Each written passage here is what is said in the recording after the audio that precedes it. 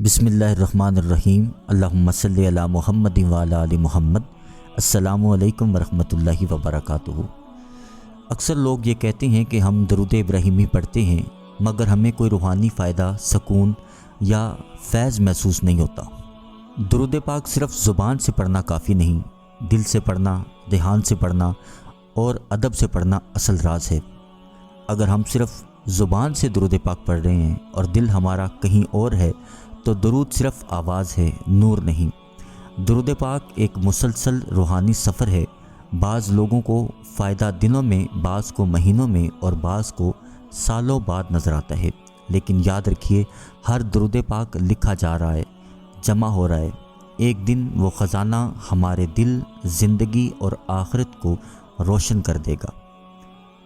अक्सर औक़ात हम दरूद पाक तो पढ़ते हैं मगर साथ झूठ, ग़ीबत, नज़रों की बेएहतियाती और हराम कामों का इर्तिकाब भी करते हैं। ये सब अमाल हमारे दिल पर पर्दा डाल देते हैं और दरूद का नूर दिल में दाखिल नहीं होने देते।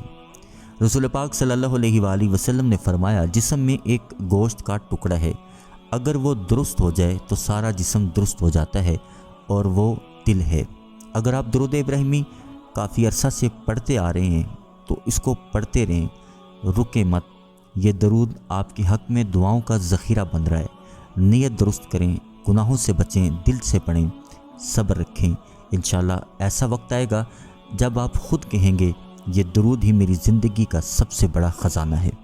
एक साहब ने कहा कि मैं काफ़ी अरसा से दरूद पाक का विर्द करता आ रहा हूँ और बिला नागा पढ़ता हूँ, लेकिन मुझ पर फैज़ नहीं खुल रहा। उनके सवाल के जवाब में उनसे अर्ज़ किया कि अगर दूध का भरा हुआ मटका हो, उसमें एक चुटकी नीला थोथा यानी कि जहर डाल दिया जाए तो क्या आप पीना पसंद करेंगे? कहने लगे, हरगिज़ नहीं। अगर मैंने वो दूध पिया तो मेरी मौत वाक़या होने का ख़दशा है। तो उनसे अर्ज़ किया कि आप सारा दिन में दरूद इब्राहिमी के नूर से अपने बर्तन को भी भरते हैं, फिर साथ ग़ीबत, बदनज़री और झूठ का नीला थोथा भी मिक्स कर रहे हैं, तो आपको फैज़ कैसे मिलेगा? यही वजह है कि फैज़ का दरवाज़ा नहीं खुल रहा। आपको इन नफसानी बीमारियों से परहेज़ के ज़रिए निजात मिलेगी। आपको ख़ुद निगरानी करनी होगी, हर बोल पर, हर नज़र पर नज़र रखनी होगी, तब काम बनेगा, तब रूहानी कनेक्शन बहाल होंगे, तब रूहानी सिग्नल आएंगे। जब रूहानी सिग्नल आ जाएंगे, तस्वीर भी आ जाती है, आवाज़ भी आ जाती है, मालूमात का सिलसिला भी शुरू हो जाता है। जब खलवत और जलवत एक जैसी हो जाती है तो फिर करम हो जाता है। अल्लाह करीम आपको मुझे इन तमाम बुरे कामों से बचने की तौफीक अता फरमाए। अल्लाह करीम आपको मुझे हम सबको दरूद पाक बाअदब पढ़ने वाला, पढ़वाने वाला बना दे। वीडियो को सदका जारिया समझ के शेयर कीजिएगा। इंशाअल्लाह अगली वीडियो में फिर हाजिर होंगे। अल्लाह हाफिज़।